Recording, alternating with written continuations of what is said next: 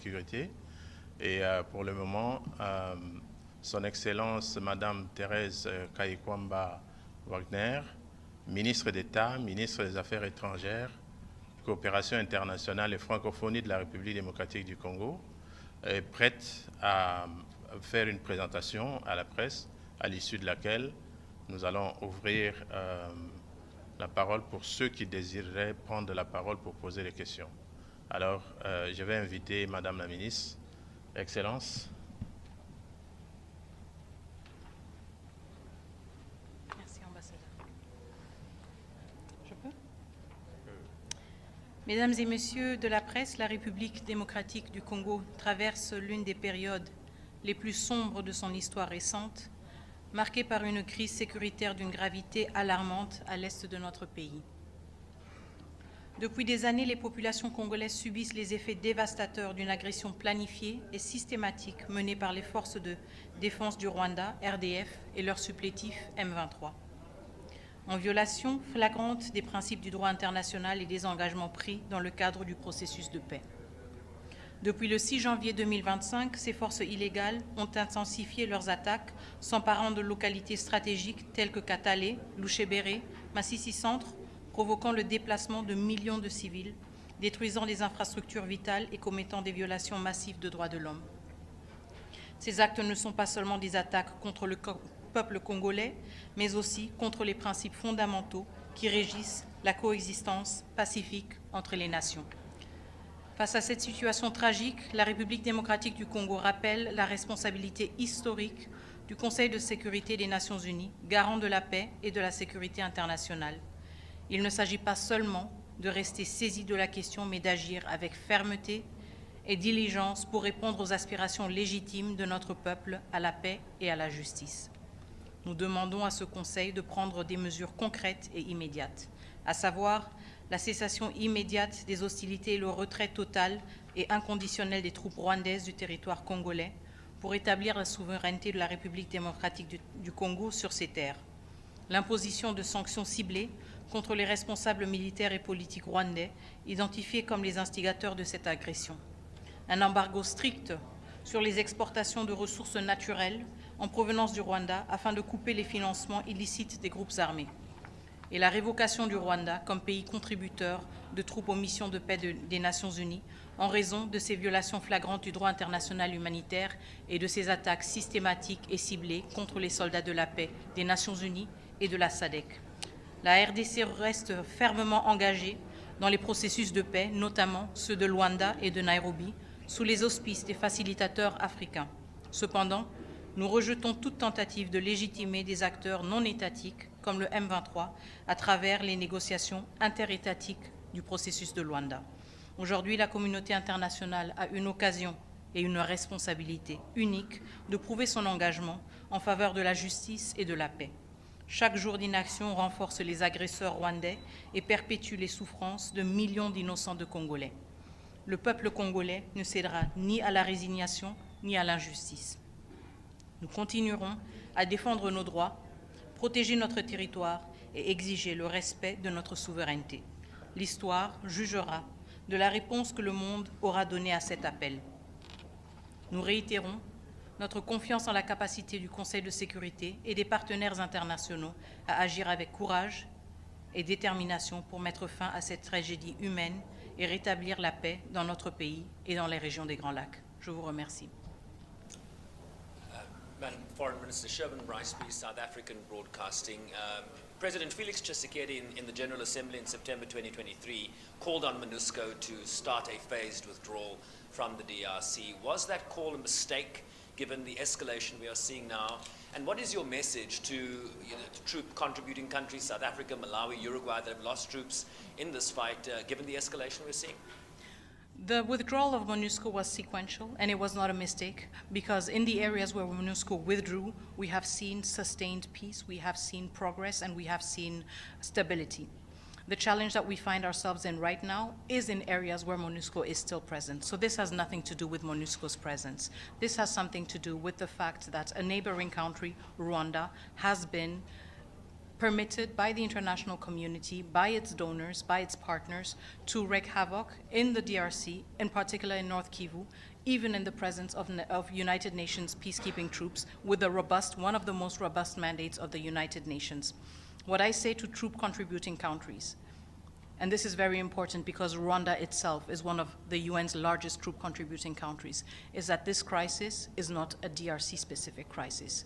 This should compel all troop contributing countries to engage in a robust conversations with the United Nations, with DPKO, on what it means to be a troop contributing countries. How is it permissible that a country, one of the largest troop contributing countries, gets away with killing peacekeepers, as peacekeepers from South Africa, Malawi, Uruguay were killed in less than 24 hours. This is unacceptable. It is a violation of all the principles of the United Nations. And I think that every self-respecting truth-contributing country, such as South Africa, has also a responsibility, but also a right to have an answer from the UN as to what standards it applies when it engages in partnerships and how it holds partners accountable to respect international law. Thank you. Madam Foreign Minister, my name is Gabriel Elizondo from Al Jazeera English News Channel. Two questions. One is, how confident are you that your forces can hold off the M23 and Rwandan forces that are now less than 10 kilometers outside of Goma? How confident are you that that you can hold Goma, number one? And number two is, you called for targeted sanctions against Rwandan officials. Are you disappointed that that has not happened up until now, and that here we are at this stage still calling for that? To answer first the question of our assessment of the security situation, it is a tense situation. We are following and monitoring it closely. We are grateful for the support and the resilience of our own armed forces, but also the presence and the support of MONUSCO troops as well as SADC troops. I will not delve into speculations. I am confident in the resolve of all involved forces to uphold the territorial integrity of the DRC, and most importantly, to protect the civilian lives which are at stake right now. Now, when it comes to sanctions and to the absence thereof, more importantly, of course we're disappointed. Of course we are disappointed because as an African country, how often is it that we have to listen to the lessons, that we have to listen to what we ought to be doing, the rules we are to be following, and at the same time find ourselves in this edifice and see that the rules that we all consider to be holy, to be precious, are being violated with such impunity. So there is, of course, a level of frustration, but frustration does not mean resignation. And we will always remind the international community of its responsibility, in particular, the United Nations Security Council. We will never, ever tire of reminding it of that, reminding it of its responsibility, but also its failure to act when it is the case. And for the past 3 years, the Security Council has failed the Congolese people. It has not acted, it has not held the people accountable who are directly linked to the chain of commands linking the RDF and the M23. Chain of commands that lead all the way back to Kigali. One quick follow-up, if you may, Madam Foreign Minister. Are you also disappointed in the Secretary General that he has not been more forceful in calling out Rwanda specifically? There have been in the past, I want to say 72 hours, 2 statements from the Secretary General. We welcome these statements. They were clear, they were robust, and they reflected also the urgency of the situation.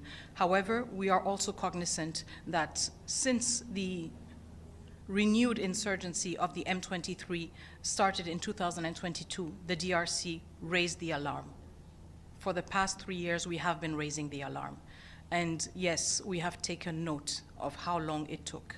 The different partners that we are working with, the different partners that we believe share our ideals, we are cognizant of the fact that it took them a very long time. It's not just an issue of the Secretary General. When you look at the Security Council, we still have permanent members that have yet to utter the word Rwanda.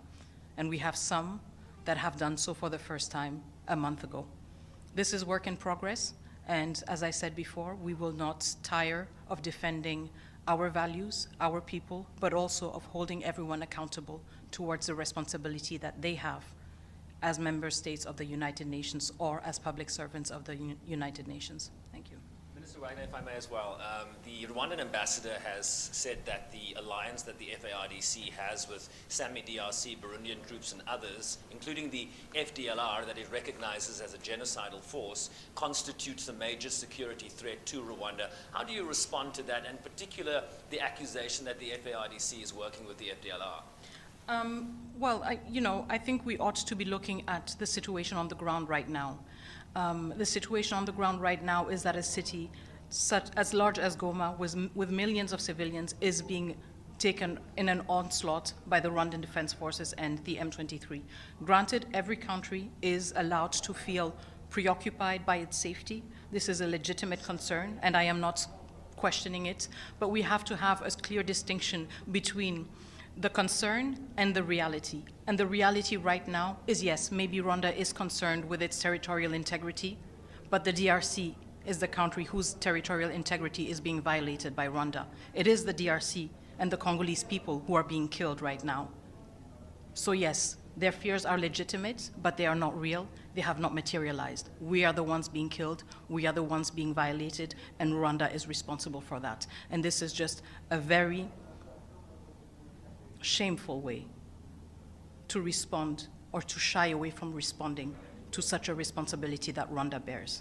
But we take note of that, and again, history will never forget and probably not forgive. Thank you.